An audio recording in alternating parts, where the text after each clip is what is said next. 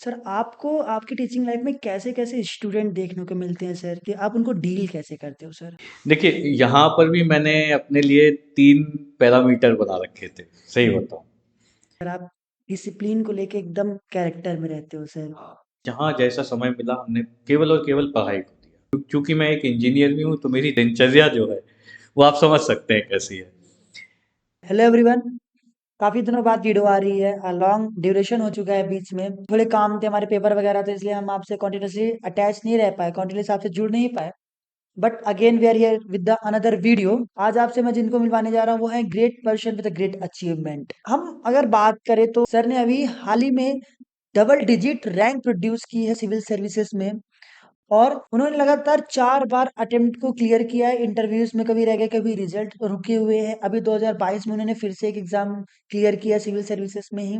और उनके पास 20 year plus teaching experience है। वो बच्चों से कैसे डील करते हैं, उनके फंडा। आप सबसे अच्छी चीज जानोगे कि उन्होंने एग्जाम के लिए, स्टूडेंट्स के लिए और अपने लाइफ के लिए कुछ फंडा बना के रखे हैं। मतलब हर चीज के लिए उन्होंने क्राइटेरिया डिसाइड करके रखी है कि मुझे चीजों को कैसे डील करनी है। और सिविल सर्विस की तैयारी के दौरान आप क्या गलतियां ना करें, क्या चीजें आप ध्यान में रखें, बहुत ही चीजें आपको सीखने को मिलेंगी। So please watch the video till that end और enjoy the video. Let's roll the intro now.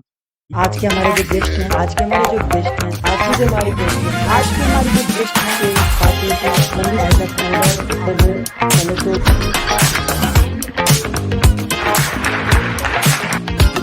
कोई ना, सबसे पहला चीज़ आपको किसी से सवाल पूछूँगा उस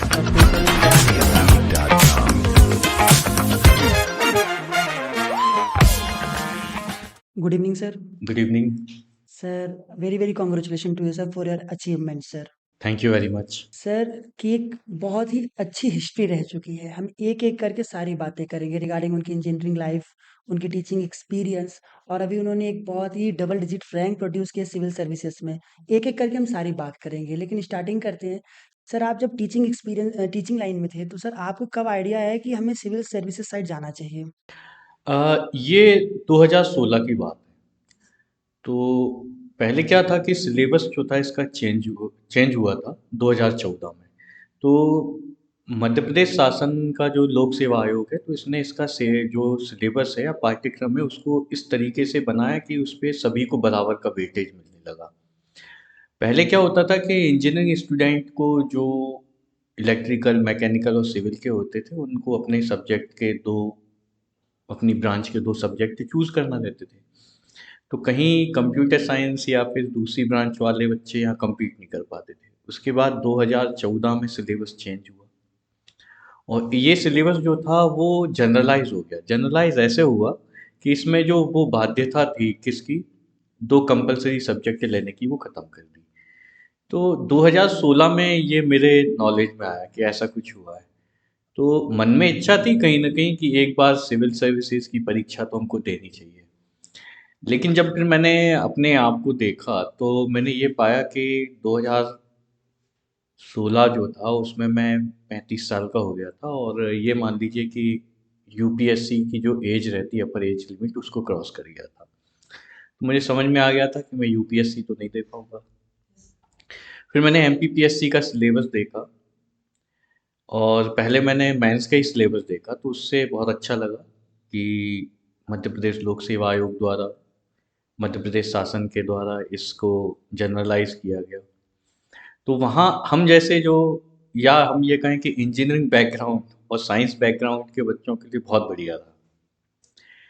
तो वो पाठ्यक्रम का जो लचीलापन था सिलेबस का, उसको देख के एक बार लगा कि नहीं, हमको ट्राई करना चाहिए। फिर हमने प्री का देखा। तो जब प्री जो परीक्षा होती है अपने पास में, तो उसका सिलेबस देखा, उसका पाठ्यक्रम का अध्ययन किया, तो हमने पाया कि नहीं, पाठ्यक्रम जो है वो इतना सरल भी नहीं है जितना हम सोच रहे थे। फिर हमने मन में संकल्प लिया कि यार एक बार तो करके देखते हैं इसको। तो फिर जो है हमने किताबें ली, है ना, और ये देखा कि ये जो सिलेबस जो है अक्षरश कहाँ से मिल सकता है। मतलब हमने अपने आप को चैनलाइज करके नहीं देखा। ये देखा कि सिलेबस में अगर ये लिखा हुआ है कि मध्य प्रदेश के ऊर्जा संसाधन, तो हमने पूरे मध्य प्रदेश के ऊर्जा संसाधन, जैसे जहाँ से पावर जनरेट होती है, चाहे वो हाइड्रो पावर हो, सोलर पावर हो, या फिर अपने पास में एयर पावर रिन्यूएबल एनर्जी वाला हो, और उसको हमने रिलेट किया इंडिया से, और फिर रिलेट किया उसको वर्ल्ड से। तो इस तरीके से हमने क्या है, हर हर एस्पेक्ट और हर जो कॉर्नर अपने वहाँ से हमने हमको लगा कि नहीं कर सकते हैं। और फिर इंजीनियरिंग में आने के बाद हमको इतनी मेहनत करने की आदत तो पड़ गई थी कि जितना एक सामान्य सी परीक्षा को पास करने के लिए किसी व्यक्ति में होना चाहिए। तो एक प्रकार से मेहनत का थ्रेशोल्ड था वो, जिसको हमने पार कर लिया। या पार नहीं किया तो हम उस थ्रेशोल्ड पर तो थे, अगर थोड़ा सा जोर लगाते तो हम थ्रेशोल्ड से बाहर आ जाते। तो वही हमने किया यहाँ पर, और इसको ध्यान में रखते ही तैयारी प्रारंभ की। मेहनत ही है सब कुछ जो अपने जो कि इंसान के हाथ में होती है। लेकिन सर जैसे आपने बताया कि आपने बुक्स ली और स्ट्रेटजीज अपनी आपने खुद बनाई, तो क्या सर आपने कहीं से कोचिंग वगैरह भी ली थी?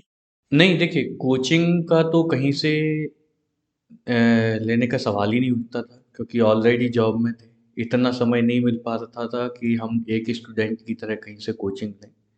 तो जो कुछ किया वो समाचार पत्रों के माध्यम से किया। उसके बाद में हमारे पास में कुछ प्रतियोगी परीक्षाओं के लिए पत्र पत्रिकाएं आती हैं, उनके माध्यम से किया हमने।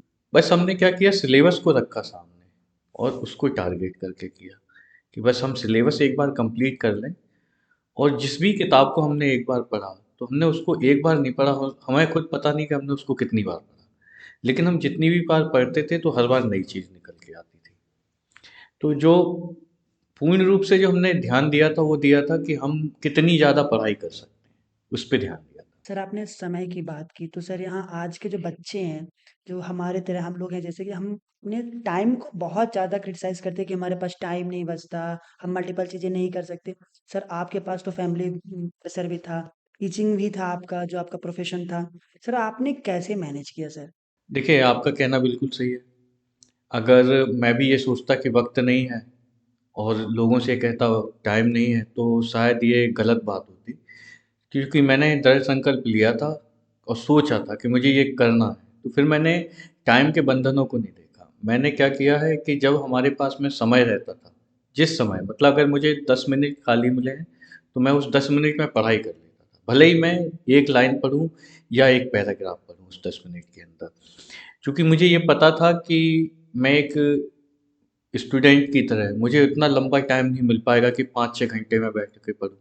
क्योंकि आपने बिल्कुल सही कहा, यहाँ टीचिंग थी, फिर फैमिली और बच्चे भी थे, उनको भी मैनेज करना पड़ा।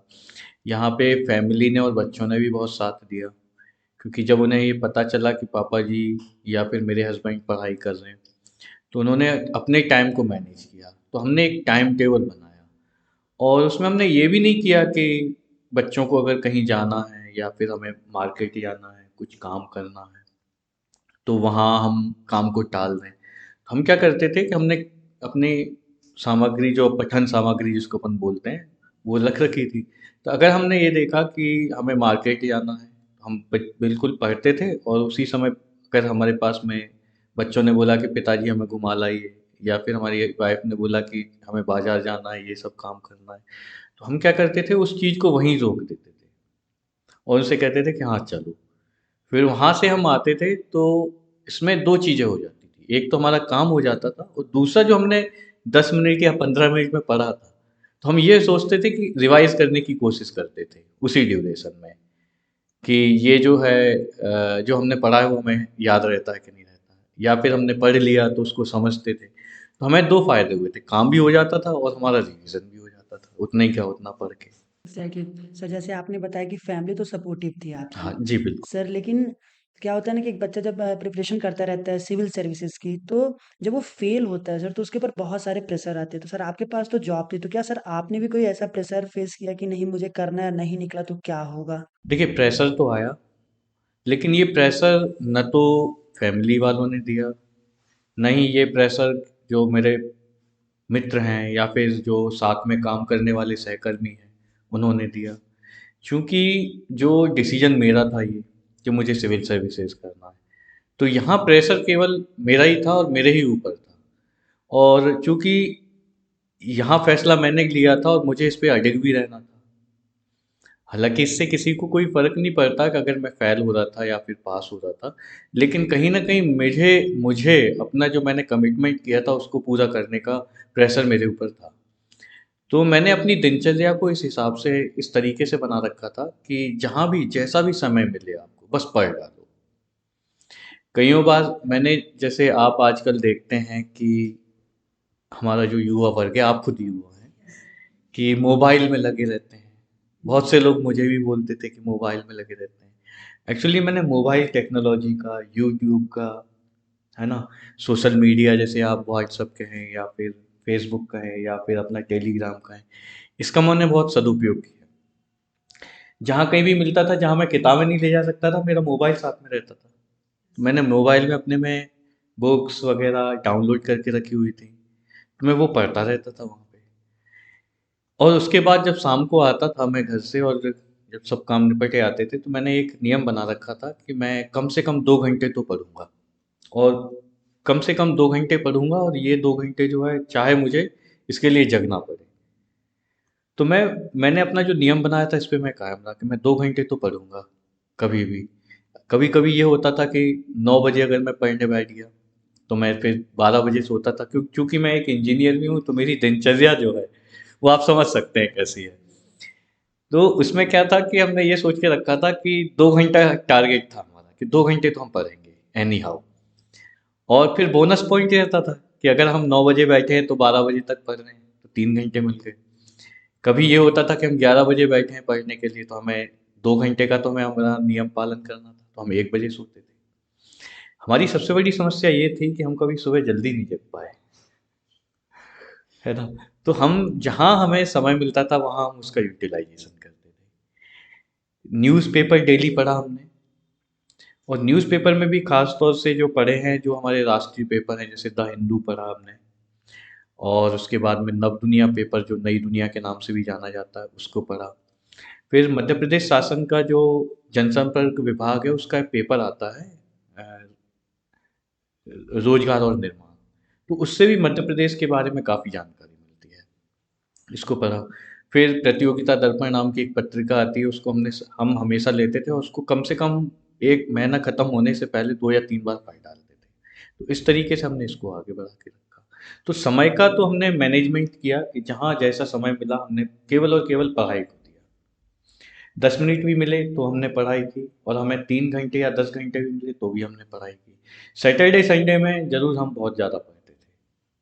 मतलब जो सैटरडे संडे 2 दिन की छुट्टी रहती थी, उसमें काफ़ी पढ़ाई की हमने। मतलब अगर सैटरडे या संडे मिला है, तो हम कोशिश करते थे कि जो हमारे काम हैं हफ्ते भर के, हम वर्किंग डेज में पूरे कर लें। उसके बाद जो सैटरडे संडे रहते थे, तो कम से कम हम हर दोनों दोनों दिन मिला के कम से कम 16 घंटे पढ़ लेते थे। 8 घंटे सैटरडे को, 8 घंटे संडे को। उसके बाद फिर लिखना भी रहता था इसको, क्योंकि आप जानते हैं सिविल सर्विसेज की जो परीक्षा है, उसमें केवल ये नहीं देखा जाता है कि आपने प्री परीक्षा पास कर ली, या फिर जो मुख्य परीक्षा रहती है उसमें आपकी लेखन शैली जो रहती है उस पर बहुत ज़्यादा निर्भर करता है आपके अच्छे नंबर अंकों का आना। तो हमने लिखने की काफ़ी प्रैक्टिस की कि जितना आपको आता है उसको और अच्छे से आप एक्सप्रेसिव कर सकें। सर आपने जब मुख्य पेपर का नाम ले लिया तो प्रीलिम्स और मेंस 2 यही पेपर होते हैं सर। तो सर इनके लिए आपने कुछ अलग से स्ट्रैटेजीज़ बनाई थी या उस समय आपने ये सोचा था कि पहला पेपर निकले क्वालीफाइंग पेपर, फिर दूसरे के लिए मुख्य पेपर के लिए फिर देखा जाएगा कि आपने पहले ही सोच लिया था कि मुझे इस तरीके से गो थ्रू करना है? नहीं, जब मैंने पहली बार पेपर दिया था, तो मैंने केवल प्री के हिसाब से पढ़ा था। देखिए, ईमानदारी से कहूँगा तो मैंने सिर्फ़ इस हिसाब से पढ़ा था कि एक बार जो है मेरी प्रारंभिक परीक्षा जो है उसमें उत्तीर्ण हो जाऊँ। तो प्री के हिसाब से पढ़ा था। जब मैं प्री की परीक्षा दे के निकला था, तो मुझे ध्यान है कि मेरे कम से कम 83 क्वेश्चन सही थे। तो मुझे उस समय ये अंदाज़ा हो गया था कि मेरा सिलेक्शन हो गया। तो फिर आप विश्वास नहीं करेंगे कि मैं उसी दिन रात में मैंने अपना मुख्य परीक्षा का सिलेबस उठाया, उसमें ये देखा कि मुझे पहले से क्या-क्या आता है। क्योंकि हम लोग इंजीनियरिंग बैकग्राउंड के हैं, तो साइंस एंड टेक्नोलॉजी का जो पोर्शन है, मैथमेटिक्स का पोर्शन है, या फिर हम बात करें फिजिक्स की, या फिर केमिस्ट्री की बात करें, ठीक है। फिर जब हम पढ़ते थे, तो जैसे अभी आप लोग देखते हैं कि इंजीनियरिंग में एक सब्जेक्ट चलता है कम्युनिकेशन स्किल, मतलब ह्यूमैनिटीज़ के सब्जेक्ट का भी कुछ पार्ट रहता है इंजीनियरिंग में। तो हमारे इंजीनियरिंग के समय पे हमने पढ़ा था आपका constitution of India and Indian economics, ये हम सेकेंड ईयर में थे तब पढ़ा था। उसके बाद जब हम थर्ड ईयर में आए थे तो हमने पढ़ा था क्या बोलते हैं आपका ये मैनेजरियल इकोनॉमिक्स। तो हमने ये देखा, और फिर चूंकि हम कंप्यूटर साइंस के स्टूडेंट रहे तो कंप्यूटर साइंस से रिलेटेड जो पोर्शन था वो हमारा पहले से ही मजबूत था। तो बेसिकली हमने ये देखा कि हमें जो मेहनत करना थी वो तीन चीज़ों पे करना थी। एक जो था हमारा हिस्ट्री, हिस्ट्री का पेपर रहता है। दूसरा हमारे पास में ज्योग्राफी का पेपर रहता है, इसको जो सम्मिलित रूप से जीएस पेपर वन कहते हैं। तो इसका हमने विस्तृत अध्ययन किया था।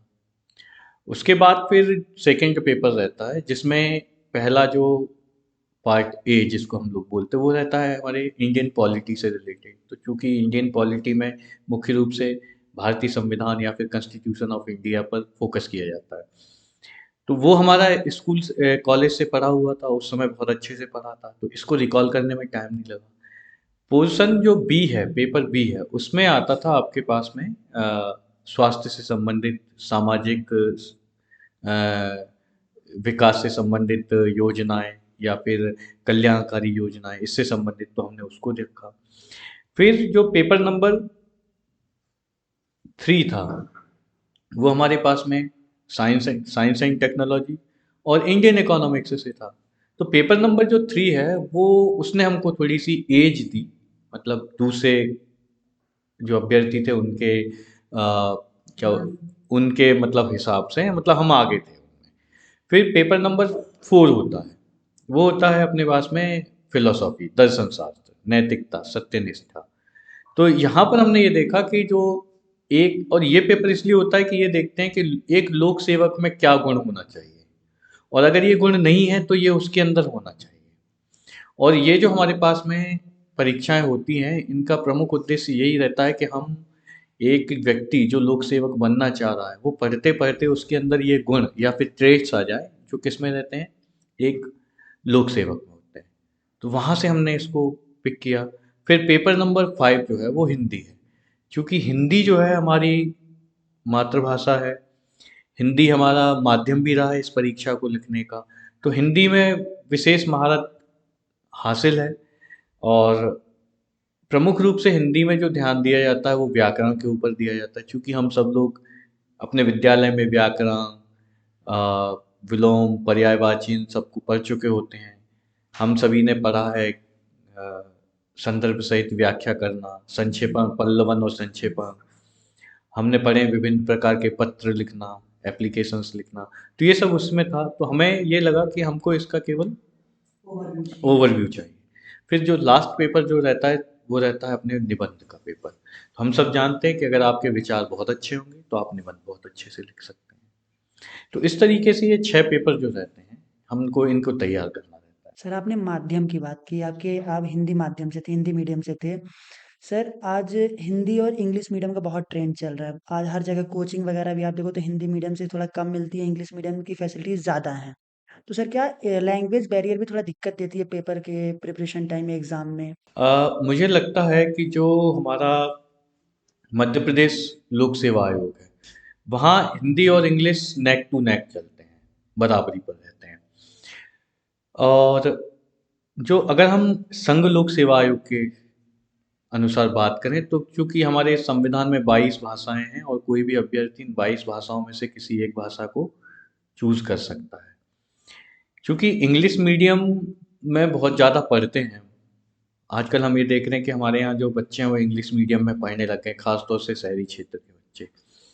और जो अपने ग्रामीण पृष्ठभूमि वाले बच्चे हैं वो भी जो है अब शहरों की तरफ आ रहे हैं। अभी अगर आज से 20 साल पहले हम देखते तो जो शहरी क्षेत्र क्षेत्र हैं उनमें ही इंग्लिश मीडियम के स्कूल रहते थे, लेकिन अब जो इंग्लिश मीडियम के स्कूल हैं वो ग्रामीण क्षेत्रों में भी खुलने लगे हैं। लेकिन जितना एक्सप्रेसिव पावर या फिर हम जितना हम अपने आप को हिंदी के माध्यम से एक्सप्रेस कर सकते हैं, बता सकते हैं, उतना इंग्लिश के हिसाब से नहीं कर सकते। तो मध्य प्रदेश संघ लोक सेवा आयोग के अनुसार अगर देखा जाए तो हिंदी और अंग्रेजी का कोई बैरियर नहीं है। बस इतना है कि मटेरियल जो है वो हिंदी और इंग्लिश दोनों में ही है। और अगर आपके अंदर वो गुण हैं तो मुझे नहीं लगता कि माध्यम आपके सिलेक्शन के लिए या फिर आपको एक लोक सेवक बनने के लिए कोई बाधा हो सकती है। अगर आप हिंदी मीडियम से बहुत अच्छे से पढ़ाई कर रहे हैं या इंग्लिश मीडियम से बहुत अच्छे से पढ़ाई कर रहे हैं, तो आपको सफलता मिलना सुनिश्चित है। बस ये है कि आप अपने पथ पर चलते रहिए, अडिग रहिए, दृढ़ संकल्पित रहिए और थोड़ा मेहनत के साथ धैर्य रखिए। क्योंकि लोक सेवा की परीक्षाएं केवल अभ्यर्थी को परीक्षा की तैयारी नहीं करवाती, ये उसके अंदर धैर्य के गुण, मेहनत करने का गुण और हम जिसको बोलते हैं कि दृढ़ संकल्प का गुण, ये लेकर आती है। इसलिए इनका सिलेबस इतना बड़ा रहता है। सर, धैर्य की बात आप करते हैं तो सर एक सवाल ऐसा आता है कि हमारे घर में भी हमारे भैया जी प्रिपरेशन करते हैं। सर उनका 2 बार से पेपर 2 नंबर से रह जा रहा है, कभी होता है कि टफ है पेपर का। सर ये जो इसको मैं क्या बोलूँ कि इसको कहते हैं कि बहाने बना रहा है इंसान कि पेपर टफ आ रहा है या 2 नंबर से 1 नंबर से रह जा रहा है कि सर ऐसा हो जाता है कई बार। हाँ, ये देखिए ये सामान्य सी बात है, मैं बताऊँ आपको। और ये बिल्कुल सही है, जब पेपर सरल आता है तो कट ऑफ ऊंचा हो जाता है और जब पेपर टफ आता है तो कट ऑफ कम रह जाता है। इसका सबसे बड़ा कारण ये है कि मैं उन लोगों को बताना चाह रहा हूँ आपके इस प्लेटफॉर्म के माध्यम से कि कोई भी प्रश्न जो है, आप चाहे वो बहुत सरल हो या बहुत कठिन हो, जब आप परीक्षा हॉल में बैठे तो ये मेरा पर्सनल एक्सपीरियंस है जो मैं आपको बता रहा हूँ और इस एक्सपीरियंस के माध्यम से मैं ये कह सकता हूँ कि मैंने 2016 से लेके 2020 तक परीक्षा दी और मैं ये कहता हूँ कि मेरा कभी भी जो प्री है वो एग्ज़ाम रुका नहीं है ना? तो यहाँ पर मैं सभी लोगों से ये बोलना चाह रहा हूँ कि आप जब भी पेपर आपके हाथ में आए, घबराएं नहीं, आराम से बैठिए और प्रश्न को आप कम से कम 3 बार पढ़िए। कितनी बार पढ़िए आप? 3 बार। भले ही उन्होंने ये पूछा हो कि मध्य प्रदेश की राजधानी क्या है, उसके ऑप्शंस दिए हो इंदौर, भोपाल, जबलपुर, ग्वालियर, फिर भी आपको पढ़ना है, कम से कम 3 बार पढ़ना है। क्योंकि 3 बार पढ़ेंगे आप तो जो मेरा अनुभव ये रहा है कि जो प्रश्न है उसको आप समझ जाएंगे और प्रश्न खुद ही आपको उत्तर बता देगा। क्योंकि यहाँ पढ़ना तो है, हम बोलते हैं ना, तो जो लोग, मैं ये कहूँगा कि जिनके पेपर रुक जाते हैं या फिर 1 या 2 नंबर से रह जाते हैं, तो उसके उसके बीच में उसके सबसे बड़ा कारण ये है कि वो सरल प्रश्न जो है उनके आंसर उत्तर गलत कर देते हैं। समझ रहे हैं आप बात को? और देखिए, जो कठिन प्रश्न है तो उसको तो आप ये मान के चलिए कि अगर आप उसका प्रश्न का उत्तर गलत दे रहे हैं तो मुझे लगता है कि कम से कम 70% लोग उस प्रश्न का उत्तर गलत दे रहे होंगे। लेकिन अगर आप सरल प्रश्न का उत्तर गलत दे देते हैं तो ये आपके लिए सबसे बड़ी समस्या हो जाती है। केवल एक यह वजह रहती है कि हम जो है कट ऑफ पार नहीं कर पाते। और दूसरा मैं ये बताना चाहता हूँ कि जब भी आप परीक्षा दें, प्रेशर नहीं लीजिए, लेकिन कम से कम आप अपनी प्रिपरेशन को ऐसा रखिए कि आपको किसी से कंपटीशन नहीं करना, आप अपना कंपटीशन स्वयं से रखिए और कम से कम आप ये कोशिश कीजिए कि मैं 75+ जो क्वेश्चन हैं वो सही करके आऊँ। तो अगर आपके 75+ क्वेश्चन सही हो जाते हैं तो मुझे लगता है कि आपका जो सिलेक्शन का चांस है वो बढ़ जाता है। उसके बाद जो 25 क्वेश्चन जो बचते हैं, जो आपको लगता है टफ है, अगर आपने उस 25 क्वेश्चन में से 10 क्वेश्चन भी सही कर लिए, मैं तो कहता हूँ 6 क्वेश्चन भी सही कर लिए, तो आप उस 80 या फिर 85 पे पहुंच जाते हैं और कट ऑफ को आप क्रॉस कर जाते हैं और आपको उस दिन जिस समय आप परीक्षा दे रहे होते हैं उसी दिन आपको लग जाता है कि नहीं, मेरा हो गया है। तो मुझे लगता है कि हमें परीक्षा हॉल में जाके ठंडे दिमाग से पेपर को देखना चाहिए और प्रत्येक प्रश्न को कम से कम 3 बार पढ़ना चाहिए। उसके बाद ही उत्तर को टिक करना चाहिए, भले ही वह प्रश्न सरल हो या फिर कठिन हो। अगर हम ये करेंगे तो निश्चित ही पास होंगे। तो सर अगेन हम बैक टू आपके सिलेक्शंस पे आते हैं। सर हम्म, आपका पेपर 2019 हाँ या 20 जी, दोनों में निकला। बिल्कुल। सर आपको जो ये अभी आपका रिजल्ट आया 2019 का कि 20 का सर? देखिए, ये जो अभी रिजल्ट आया है जिसमें मैं सहायक संचालक नगरीय प्रशासन में बना हूँ, ये 2019 का रिजल्ट है। 2020 का रिजल्ट जो है वो जून 2023 में आया था। उसमें मेरा चयन जो है कोऑपरेटिव एक्सटेंशन ऑफिसर के रूप में हुआ था। और इसमें ये 2019 कुछ कारणों से 2019 का रिजल्ट कुछ कारणों से रुका हुआ था। जो रिजल्ट अभी दिसंबर 27 26 26 की रात को ये रिजल्ट आया। तो सर जो आपका हमने मॉक एक इंटरव्यू देखा था सर, हम्म, जो कि आई थिंक 2020 का था, हाँ जी। किसी चैनल के माध्यम से हम तक पहुंचा था वो। सर मॉक इंटरव्यूज कितने हेल्पफुल होते हैं सर एक रियल इंटरव्यूज के लिए? देखिए, मॉक इंटरव्यूज में और रियल इंटरव्यूज में थोड़ा अंतर रहता है, लेकिन इसका फ़ायदा ये होता है कि अगर हम मॉक इंटरव्यू देते हैं तो हमारे पास में एक प्रश्नों का दायरा आ जाता है, हमारा सोचने की जो क्षमताएं हैं वो बढ़ जाती हैं। तो मॉक इंटरव्यू का फ़ायदा मिलता है, इससे क्या प्रैक्टिस होती है। एक जो अभ्यर्थी है जिसके अंदर कुछ झिझक है या फिर उसको अपने फील्ड का थोड़ा कम ज्ञान है तो उससे रिलेटेड रहता है। और जहाँ तक इंटरव्यू की बात है तो यहाँ पर आपका डिटेल्ड एप्लीकेशन फॉर्म जाता है जिसको हम डैफ बोलते हैं, तो उसी से ही प्रश्न किए जाते हैं, चाहे वो आपका मॉक इंटरव्यू हो या फिर आपका फाइनल इंटरव्यू हो जब आप बोर्ड के सामने बैठते हैं। तो बोर्ड के सामने जब आप बैठते हैं तो बहुत अच्छा लगता है। बोर्ड आपको पहले बिल्कुल कंफर्ट फील करवाता है, उसके बाद वो प्रश्न जब आप सहज हो जाते हैं उनके सामने तब वह प्रश्न करना प्रारंभ करता है। अगर मैं बात करूं सर तो यूपीएससी और एमपीपीएससी, आपने एमपीपीएससी क्वालिफाई किया सर। सर जो बच्चा यूपीएससी की तैयारी करता है समटाइम्स वो कहता है कि स्टेट में जो पीएससी या एपीएससी के एग्जाम्स होते हैं उनके सिलेबस डिफरेंट होते हैं। तो सर क्या सिलेबस सच में डिफरेंट होते हैं या कुछ कुछ सब्जेक्ट्स बस डिफरेंट होते हैं, उनको पढ़ के भी क्वालिफाई किया जा सकता है? देखिए, मैं बिल्कुल सही बताऊं तो ये है कि मैंने कभी यूपीएससी का पेपर तो दिया नहीं, तो मैं कंपैरिजन तो प्रैक्टिकल कंपैरिजन तो नहीं कर पाऊंगा। लेकिन मैं ये बोल सकता हूँ कि जो संघ लोक सेवा आयोग के जैसे मैंने पेपर्स देखे तो वो आपको एक बहुत बड़ा दायरा देते हैं। आपको आप अपने विचारों को बहुत अच्छे से व्यक्त कर सकते हैं, है ना। वो देखते हैं कि व्यक्ति जो है उसकी सोच क्या है समाज के प्रति, उनके प्रश्नों में ये झलकता है। और अगर हम थोड़ा सा पीसीएस जैसे एमपीपीएससी है इस पे इसकी तरफ देखें तो हम ये इनका दायरा थोड़ा राज्य तक सीमित रहता है। संघ लोक सेवा आयोग का जो दायरा है वो हमारे पास में पूरे भारत के तक सीमित है और वर्ल्ड तक सीमित है। लेकिन यहाँ थोड़ा-सा दायरा सीमित है। तो सब्जेक्ट जो है, मैं ये कह सकता हूँ कि सब्जेक्ट और सब्जेक्ट का जो सिलेबस है, वो लगभग-लगभग समान होता है। बस अंतर इतना है कि जब आप यूपीएससी का पेपर देते हैं, तो उसमें 2 सब्जेक्ट आपको चूज़ करना पड़ते हैं, इलेक्टिव्स रहते हैं, जो आपके चॉइस के रहते हैं, जिसमें आपको लगता है कि इन पेपर्स को लेके आप उसको क्लियर कर सकते हैं। लेकिन हमारे एमपीपीएससी में ऐसा नहीं है, इसमें 6 पेपर होते हैं और 6 के 6 सभी को कंपल्सरी होते हैं, चाहे जो अभ्यर्थी है वो किसी भी विषय से स्नातक हो, चाहे वो आर्ट से हो, साइंस से हो, कॉमर्स से हो या फिर टेक्नोलॉजी मतलब बीटेक वगैरह हो। सर अगर मैं सिविल सर्विसेज की बात करूँ तो सर क्या आपको लगता है कि जितना अभी पेपर निकल गया, जो पोस्ट मिल गई, इज़ दिस इनफ या और ऊपर तक आप देख रहे हो सर? देखिए, अब मेरे पास अभी 3 चांस और हैं। उसमें से मैं आपको बताता हूँ कि 2022 का तो मैं मेंस लिख चुका हूँ और अभी तो सहायक संचालक का पद मिला है। मैं जो अपना टारगेट बनाया था वो डिप्टी कलेक्टर के पद के लिए बनाया है। तो जब तक वो नहीं मिल जाता तब तक तो मैं दूंगा, है ना।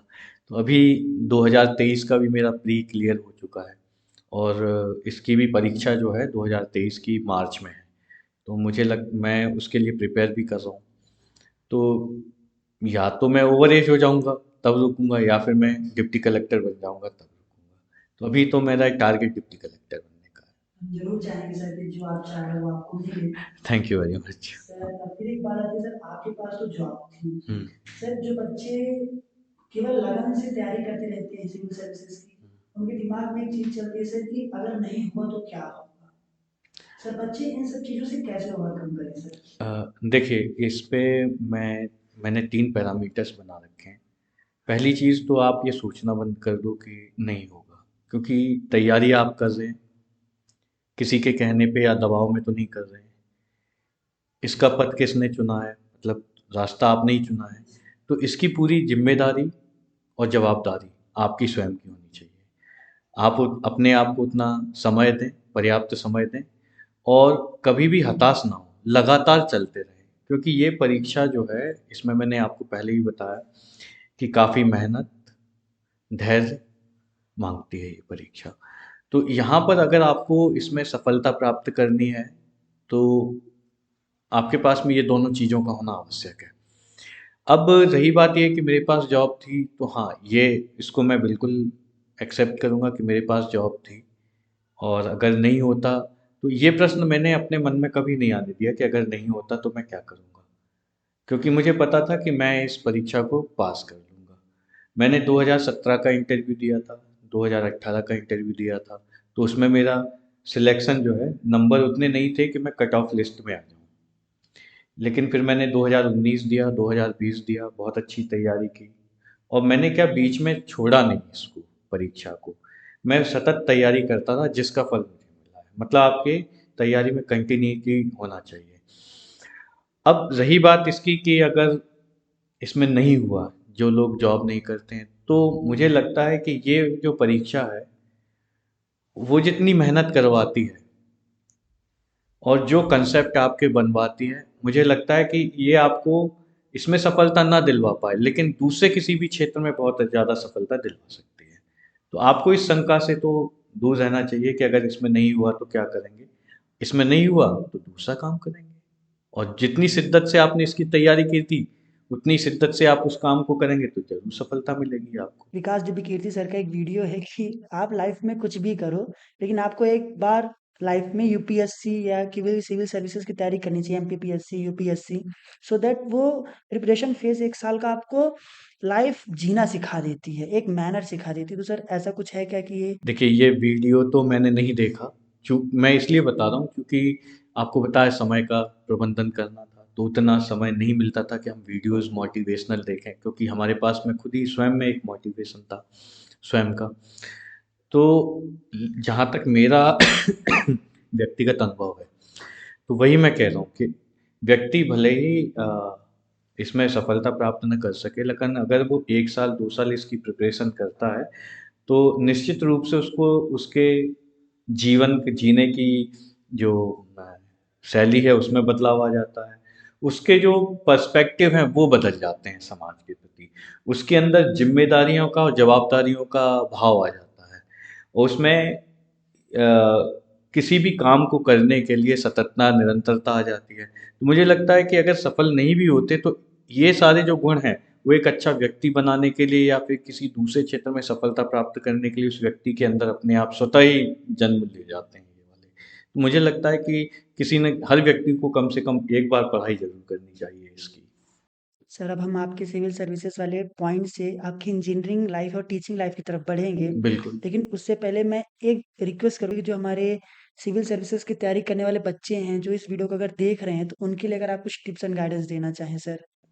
देखिए, जब हम इंजीनियरिंग में पढ़ते थे तो हम केवल 2 कामों पे फ़ोकस करते थे। पढ़ो, पढ़ो और पढ़ो, और उसके बाद था लिखो, लिखो और लिखो। तो ये हमने अपना व्यक्तिगत फंडा बना रखा है कि आप जितना पढ़ सकते हो उतना पढ़ो, जहाँ से पढ़ सकते हो वहाँ से पढ़ो। और दूसरी चीज़ ये है कि आप किताबों से नहीं पढ़ रहे हो तो आसपास के वातावरण से पढ़ो। वातावरण या फिर सिस्टम का ऐसे बोल रहा हूँ कि अगर मतलब मैं ये कहना चाह रहा हूँ कि जो हमारे सामाजिक, स्वास्थ्य और कल्याणकारी योजनाएँ अगर हैं, तो मैं वही एक उदाहरण के रूप में आपको बताना चाह रहा हूँ कि सपोज़ आपको कभी मौका मिला कि आप सरकारी अस्पताल चले गए, तो सरकारी अस्पताल जाके ये ना देखें कि वहाँ पे क्या व्यवस्थाएं हैं, आप ये देखें कि सरकार ने क्या क्या व्यवस्थाएं कर रखी हैं। आप वहाँ पर पड़ी हुई जानकारी देखें, वहाँ लिखी हुई आपने देखा होगा कि दीवारों पर सरकार ने योजनाएं लिख रखी हैं, आप उनको पढ़ें। जैसे मिशन इंद्रधनुष है ना? तो मैंने मिशन इंद्रधनुष जो है उसके बारे में पढ़ा नहीं था। मैं एक बार ऐसे ही हॉस्पिटल गया तो मैंने वहाँ देखा मिशन इंद्रधनुष। पता चला कि 2014 से चल रही है योजना, और इसमें 7 क्या बोलते हैं अपनी बीमारियों के लिए टीके लगाए जाते हैं। तो मुझे बहुत अच्छा लगा वहाँ पर कि मैंने कहा यार कि और आप विश्वास नहीं करेंगे कि 2017 में मिशन इंद्रधनुष के बारे में पूछा था, और मैंने मिशन इंद्रधनुष के बारे में किताब में नहीं पढ़ा था, जो पढ़ा था वही लिखा। और मध्य प्रदेश में अगर आप ये इंदौर के निवासी हैं या फिर धार के हैं या फिर किसी भी क्षेत्र के निवासी, तो आप ये देखिए कि आपके ज़िले में क्या खासियत है, क्या ऐसी वहाँ पर संस्थाएं हैं, विशिष्ट संस्थाएं हैं। आप ये देखिए कि आपके ज़िले में किस प्रकार की खेती की जाती है। अभी तो हम देखते हैं कि एक जिला एक उत्पाद योजना आ गई है, तो उसमें हम ये देखें कि हमारे ज़िले के कौन से उत्पाद हैं, या फिर हम जिस ज़िले में रहते हैं वो किस संभाग में, उस संभाग में कितने ज़िले हैं, उनके क्या उत्पाद हैं। तो इस तरीके से हम जो है केवल किताब ही को ना पढ़ें, हम अपने अपने वातावरण को भी पढ़ें, चीज़ों को ऑब्जर्व करें। तो जब आप चीज़ों को ऑब्जर्व करेंगे और उसको किताबों के साथ रिलेट करेंगे तो आपको बहुत आपके ज्ञान में वृद्धि होगी। Thank you sir. अब सर हम थोड़ा-सा आपकी टीचिंग लाइन पे आते हैं सर। तो सर आपको 20 ईयर प्लस का एक्सपीरियंस है सर। आप टीचिंग भी कर ही रहे थे साथ-साथ। सर आपको आपकी टीचिंग लाइफ में कैसे-कैसे स्टूडेंट देखने को मिलते हैं सर कि आप उनको डील कैसे करते हो सर? देखिए, यहाँ पर भी मैंने अपने लिए 3 पैरामीटर बना रखे थे, सही बताऊँ। जब मैं पहले टीचिंग में आया तो मैं खुद 22 साल का था, मेरे अंदर खुद ही लड़कपन था। और चूँकि तो फिर मैंने वहाँ से देखा कि मैंने पहले खुद को एनालाइज़ किया था कि मैं कैसे पढ़ता था और मैं इनको कैसे पढ़ाऊँ। तो मैंने वहाँ पे 3 पैरामीटर रखे थे। तो मैं जब भी पढ़ाने जाता था तो क्लास में सब जिस भी क्लास में गया पहली बार पढ़ाने, मैंने वहाँ पर सबसे पहले पढ़ाने से पहले ये देखा कि कितने बच्चे हैं जो अपनी मर्ज़ी से इंजीनियरिंग में आए हैं। दूसरा था कितने बच्चे हैं जो अपने दोस्त को देखकर पढ़ने आए हैं, इंजीनियरिंग में आए हैं। अमूमन ये होता है। और तीसरा वो था कि जिसमें मैंने ये देखा कि कितने बच्चे माताजी पिताजी के दबाव में आए हैं, जबकि उनको कुछ अलग करना था। तो यहाँ मैंने उनको ये बोला कि जो अपनी मर्जी से पढ़ने आए थे तो देखिए उनको तो मोटिवेट करने के लिए उनका सेल्फ मोटिवेशन ही था। जो लोग अपने दोस्तों को देखकर इंजीनियरिंग में आए थे तो उनको मैंने मोटिवेट किया कि वो भी अपने दोस्तों जैसे बने, अपनी ब्रांच का जो है नॉलेज लें, ठीक है? जिससे क्या हो, और फिर अगर वो ब्रांच नहीं मिली जो उसको चाहिए तो एक पर्टिकुलर ब्रांच के अंदर कोई एक कोर्स हो वो कर लें। तीसरे जो सबसे ज़्यादा जिसको मैं बोल सकता हूँ कि जिनका मन नहीं लगता था पढ़ने में, उनको भी मैंने मोटिवेट किया। मैंने उनको ये बोला कि देखो भाई, हर व्यक्ति के ऊपर एक सामाजिक दबाव होता है कि वो अपने माता-पिता की इच्छा को पूर्ण करे। अब ये आपके ऊपर आपके साथ में आपको अपने साथ सामंजस्य बिठाना है कि आप अपने एक तरफ माता-पिता की जो इच्छा है उसको भी पूरा करें और दूसरा जो आपके मन में है उसको करें। एक स्टूडेंट था, मैं मुझे अच्छे से याद है, मैं नाम नहीं लूँगा, अच्छा है अभी भी। तो उसकी इच्छा थी एथलीट बनने की और बुक राइटर बनने की, लेकिन वो मम्मी-पापा के दबाव में इंजीनियरिंग करने के लिए आया। तो मैंने उसको यही बोला कि आप इंजीनियरिंग करो एज़ ए ग्रेजुएशन, कि आप जब जाओ तो आपके पास में एक डिग्री हो, ग्रेजुएशन बैचलर डिग्री हो, ताकि आप मम्मी-पापा को ये बता सको कि हाँ, मैंने इंजीनियरिंग कर ली है। बाकी आप अपना काम करो। तो उसकी एक बुक है, वो उसने मुझे भेजी भी थी, उसको मैंने पढ़ा, उसमें कुछ सुझाव दिए एडिट करने के लिए, तो बहुत जल्द मार्केट में भी आएगी। इसी कारण से मैं उसका नाम नहीं ले रहा हूँ यहाँ पे। तो उसने डिग्री की और उसके बाद में अपने पैशन को रखा। तो मुझे ध्यान है करीब 10 साल उसको लग गए इसको कंप्लीट करने में। वो तभी से स्टार्ट करी थी उसने। तो वहाँ तो इस तरीके से मैंने अपने यहाँ के जो स्टूडेंट हैं उनको मोटिवेट किया कि भई आपको जो सेल्फ मोटिवेटेड है उनकी कोई दिक्कत नहीं है। जो दोस्तों को देख कर आए हैं उनको थोड़ा-सा और मोटिवेट किया। तीसरा जो माता-पिता के दबाव में आए हैं उनको उनके हिसाब से मोटिवेट किया। तो इस तरीके से मैं डील करता था। तो मुझे ऐसा लगता है कि शायद ही मुझे या मेरी क्लास में मुझे किसी को डाँटने की आवश्यकता पड़ी हो। सर हमारी टीम ने एक रिसर्च किया सर आपके बारे में। तो उन्होंने कॉलेज के review of point of view से पाया कि सर आप डिसिप्लिन को लेके एकदम कैरेक्टर में रहते हो सर। तो सर ये प्रोफ़ेशन वाइज़ आ जाता है टीचर, क्योंकि हम अपने स्कूलों में भी देखते हैं कि टीचर हमें हर चीज़ के लिए एकदम डिसिप्लिन में रखना चाहता है। तो सर ये प्रोफ़ेशन वाइज़ आ जाता है कि ये ज़रूरी होना चाहिए एक टीचर के अंदर? नहीं, ये जो हम डिसिप्लिन की अगर बात करें तो चाहे स्टूडेंट हो या फिर टीचर हो, दोनों को ही डिसिप्लिन्ड रहना चाहिए। एक जो दूरी है वो ज़रूरी है, क्योंकि अगर हम डिसिप्लिन में नहीं रहेंगे तो आप अपने लक्ष्य को प्राप्त नहीं कर सकेंगे। हमारा डिसिप्लिन ये है कि हम समय पे पहुँचे, आपको क्लास में अच्छे से पढ़ाएँ। आपका डिसिप्लिन ये है, मेरा डिसिप्लिन का दायरा थोड़ा कम है। है ना? और मेरा डिसिप्लिन ये है कि मैं टाइम पे पहुंचूं, और आपका डिसिप्लिन है कि आप भी टाइम पे पहुंचे और क्लास में जो पढ़ा रहे वो उसको पढ़े। मेरे पढ़ाने का तरीका थोड़ा अलग है। मैं कहानियाँ सुनाते हुए पढ़ाता हूँ, चीज़ों को रिलेट करते हुए पढ़ाता हूँ। हाँ, ये बिल्कुल सही है कि मैं डिसिप्लिन्ड रहता हूँ, जैसा कि मैंने आपको अपनी दिनचर्या के बारे में भी बताया। और मैं ये आशा करता हूँ कि मेरे स्टूडेंट भी डिसिप्लिन्ड रहें। इससे 2 फ़ायदे होते हैं। एक तो व्यक्ति जो है, उसको सामाजिक जो हमारे पास में स्थितियाँ हैं, उनसे सामंजस्य मिलाने में बहुत आसानी हो जाती है, और दूसरा समय की बचत होती है। जो भी व्यक्ति ये कहता है ना कि मेरे पास समय नहीं है, इसका मतलब है कि वो इनडिसिप्लिन्ड है। अगर वो डिसिप्लिन्ड होगा तो उसके पास समय ही समय होगा। सर अब बैक टू इंजीनियरिंग लाइफ आते हैं सर। अगर आप अपने इंजीनियरिंग लाइफ के कुछ किस्से या कुछ बातें हों या कुछ यादें हों जो आप बताना चाहें हमारे व्यूवर्स को, तो सर ज़रूर। देखिए, अब इंजीनियरिंग तो हमने उस समय पे की जब इंजीनियरिंग को एक कॉम्पिटिटिव एग्ज़ाम माना जाता था। हमें ध्यान है कि कुछ 750 सीट हुआ करती थी उस समय पे 99 में, मध्य प्रदेश के, पूरे मध्य प्रदेश के अंदर। तब छत्तीसगढ़ भी हमारा ही पार्ट था, और बहुत लोग देते थे परीक्षा, काफ़ी लोग देते थे। उस समय प्री इंजीनियरिंग टेस्ट के नाम से होता था। तो काफ़ी मेहनत की, और उस मेहनत ने ही हमको यहाँ तक पहुँचाया। जब हम इंजीनियरिंग में आए तो देखिए, मैं आपको बहुत एक प्रैक्टिकल चीज़ बताता हूँ कि जब हम इंजीनियरिंग में आए तो हमारा बैकग्राउंड गांव का था, हिंदी मीडियम था। यहाँ पर जब पढ़ाई शुरू की तो वो पढ़ाई हमारी इंग्लिश मीडियम में थी। तो पहले महीने तो हम घबरा गए कि यार इंग्लिश में कैसे होगा, है ना? फिर सबसे अच्छी बात ये थी कि उस समय पे इंग्लिश मीडियम के बच्चे कम हुआ करते थे और हिंदी मीडियम के बच्चे ज़्यादा हुआ करते थे। और एक प्लस पॉइंट ये मिला कि हमारी टोटल जो स्ट्रेंथ थी कॉलेज की, वो 144 थी।